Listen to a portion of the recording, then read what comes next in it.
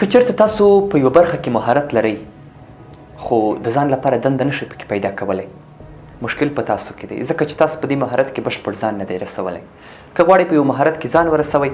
تر ټولو مهم څه نظم او ترتیب ده. مثلا غواړئ یو مهارت زده کړئ، د کمپیوټر یو پروګرام زده کړئ، یا مثلا یو ژبه زده کړئ. لومړی یې پیل دی، له پیل وروسته یې منځنۍ کچې ته رسېږي، له منځنۍ کچې ته مثلا هغه لوړې کچې ته رسېږي، تر څو په دې مهارت کې ته یو فوق‌العاده څوک واوسې، او په دې مهارت کې مثلا یو داسې څوک واوسې چې یو څوک تکیه در باندې وکړي او په دې برخه کې په مسلکي ډول باندې کار وکړي. نو هدف دا ده چې تاسو باید د دې برخې لپاره یو ترتیب ولرئ، له پیله تر اخیره پورې، تر وروستۍ وخته پورې، یا مثلا د مهارت تر بشپړې زده کړې پورې نظم ډیر ضرور ده. تاسو باید په منظم ډول باندې کار وکړئ تر څو دغه مهارت په تاسو کې پیدا شي. که چېرته تاسو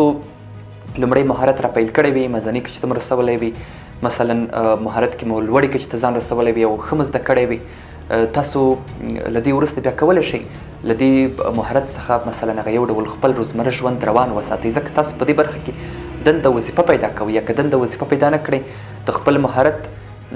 د ښودلو په واسطه باندې کولی شئ یو اندازه عاید لاسته راوړئ. نو هدف دا ده چې که تاسو کوم مهارت زده کول غواړئ، یا کوم مهارت مو زده وي او کم مو زده وي، تاسې تر لوړې کچې ورسوئ، همدا مهارت ستاسو لپاره یو ډول د عاید سرچینه کیدلی شي او تاسو خپل ژوند پرې روان ساتلی شئ.